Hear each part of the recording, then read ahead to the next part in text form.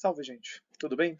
Então, depois de estudar um pouco a propagação livre das ondas pelo espaço e também a propagação de ondas presas a um suporte ou então confinadas por uma certa fronteira, como no caso das ondas guiadas, aqui a gente vai ver o que acontece com as ondas quando elas atingem um obstáculo, ou seja, o que acontece quando as ondas são espalhadas por um objeto que porventura esteja em seu caminho. Ok? Então, sem mais delongas, vamos lá. Bom, o problema de espalhamento está longe de ser uma exclusividade do eletromagnetismo. Ele acontece sempre que entes como partículas, então imagina que a gente pode ter uma partícula vindo aqui, uma partícula vindo aqui, ou então a gente pode ter uma onda vindo aqui e uma onda vindo aqui. O problema de espalhamento acontece toda vez que essas partículas ou ondas se aproximam e interagem, né, entre si ou com algum obstáculo e tem a sua propagação alterada e saem aqui. Né? Então, essa partícula, por exemplo, pode sair para cá, essa aqui pode sair para cá, ou então as ondas, né, que interagiram saem para cá, essa onda sai para cá, e aí nós dizemos que essas partículas, ondas, foram espalhadas, ou pela interação que ocorreu, ou pela interação que ocorreu aqui, ou então porque aqui tinha algum objeto que provocou o espalhamento desses, seja das partículas, seja das ondas. Para tentar exemplificar e deixar a coisa um pouco mais concreta, vamos trazer então exemplos aqui, né? Tem que apagar isso aqui tudo, né? Vamos trazer alguns exemplos aqui para deixar a coisa um pouco mais concreta. Então aqui a gente tem três casos bastante típicos de espalhamento. Esse aqui embaixo é o espalhamento de partículas no LHC, o maior acelerador de partículas do mundo. Então as partículas são brutalmente aceleradas e então colocadas para colidir, né? E aí acontecem essas milhares de colisões aqui que espalham essas partículas. Essas partículas são detectadas aqui nos detectores. Tá certo? Vou apagar esse pontilhado aqui também. Aqui em cima nós temos o problema do radar. Então, uma antena de radar lança um sinal, aí sim, um espalhamento eletromagnético, lança um sinal no micro-ondas, esse sinal é espalhado por esses objetos aqui, e então um detector consegue detectar como que essas ondas eletromagnéticas foram espalhadas por esses obstáculos, podem ser navios, aviões, enfim. E então, baseado no chamado problema inverso, podemos obter a localização, a forma desses objetos pelo padrão de espalhamento, nesse caso, das ondas eletromagnéticas. E, finalmente, aqui a gente tem um microscópio eletrônico de transmissão e ele é baseado no espalhamento dos elétrons. É um processo bastante complicado, como vocês podem ver aqui, né? Tem diversos espalhamentos envolvidos, mas é baseado no mesmo princípio. Os elétrons são jogados aqui e aí espalham, são refletidos, refratados, são espalhados, e pelo padrão também de espalhamento a gente consegue informação sobre o que está querendo se ver aqui no microscópio eletrônico. Aqui no curso estamos interessados, claro, no problema eletromagnético de espalhamento, ou seja, como ondas eletromagnéticas espalham. E aí já vem uma particularidade.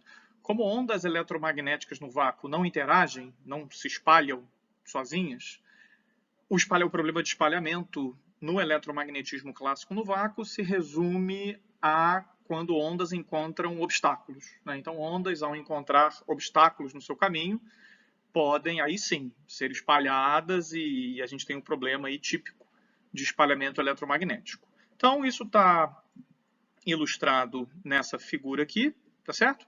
Então, aqui a gente já faz algumas particularidades para que o problema fique tratável num curso desse nível, né? Um curso abrangente de eletromagnetismo e não especializado no problema de espalhamento.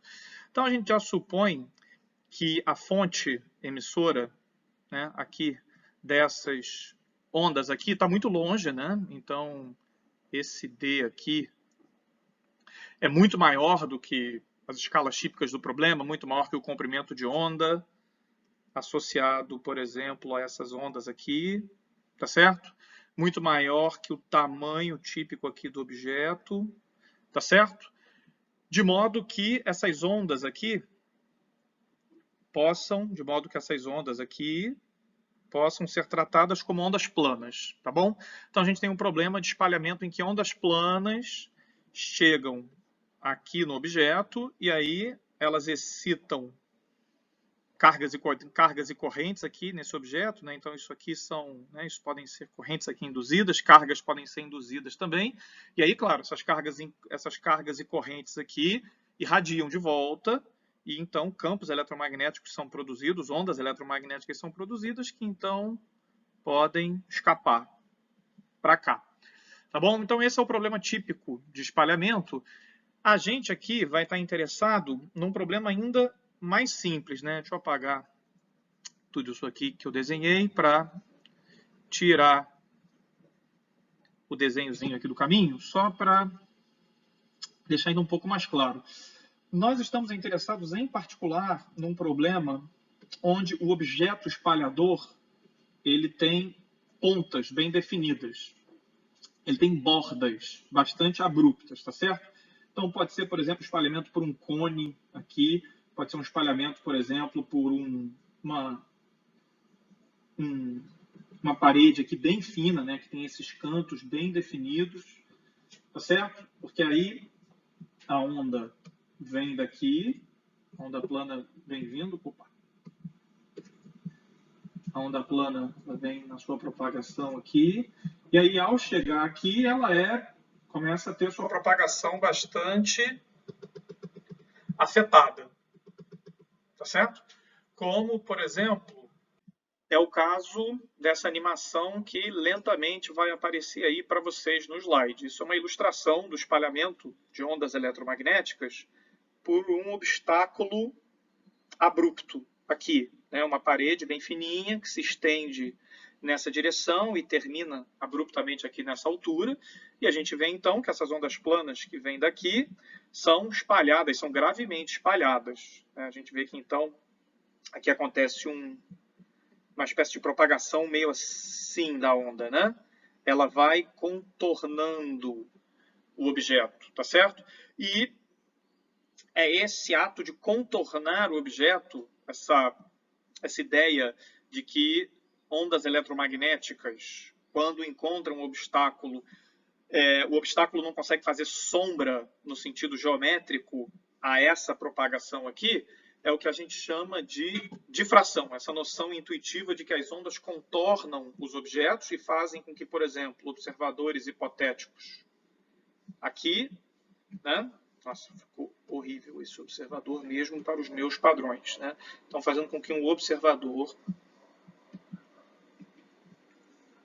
aqui atrás dessa parede, mesmo que ele esteja aqui atrás, ele consegue receber parte do sinal emitido aqui pela fonte, porque as ondas difratam, né, contornam esse objeto, então ele recebe parte do sinal aqui, tá bom? Então, em resumo, é isso. A difração é o espalhamento de ondas eletromagnéticas por obstáculos com bordas e cantos e pontas abruptas. Bom, resolver o problema de difração significa encontrar os campos eletromagnéticos na parte posterior aqui ao obstáculo, né? Que nas nossas convenções aqui de sistemas de coordenadas significa encontrar o campo para Z maior que zero, tá certo? Então a gente precisa encontrar os campos E e B nessa região.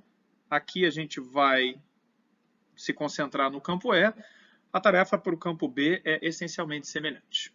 E como é que a gente vai fazer isso? Qual vai ser a nossa estratégia? Bom, a gente precisa, claro, resolver a equação de onda suplementada aqui pela lei de Gauss para encontrar o campo nessa região aqui, mas a gente vai fazer uma pequena esperteza também, que é tentar relacionar os campos, então o campo E, por exemplo, na região posterior ao obstáculo, a gente vai tentar relacionar esse campo com os campos no obstáculo e na abertura, tá? Então, aqui a gente tem um corte do obstáculo, tá certo? Lembrando que se a direção X está entrando aqui no plano do slide, esse objeto aqui ele não precisa ter simetria na direção X, tá bom? Então, isso aqui, né, é uma parede com um buraco de qualquer forma, e a gente está fazendo só um corte, tá certo? E a gente vai querer relacionar, então, o valor do campo na parte posterior ao obstáculo com o valor do campo no obstáculo, seja onde há o obstáculo, seja onde há abertura. Lembrando que esse obstáculo continua para cá e para cá indefinidamente. Tá bom? Então, começando pela equação da onda aqui pela lei de Gauss. Vou apagar isso aqui para não atrapalhar. A gente consegue escrever, então, o campo elétrico aqui como uma superposição de ondas planas, e esse fator aqui ele já aparece para a gente satisfazer automaticamente a lei de Gauss. Então, isso aqui é uma onda, é uma superposição de ondas planas e é um campo transverso. Se vocês substituírem esse campo aqui na lei de Gauss, vocês vão ver que ele satisfaz. A gente só precisa de duas integrações aqui, porque a gente está com um campo monocromático, por hipótese. Então, o nosso problema é essa onda plana que vem aqui, né? Essa onda plana que está vindo aqui, e ela é, além de plana, monocromática.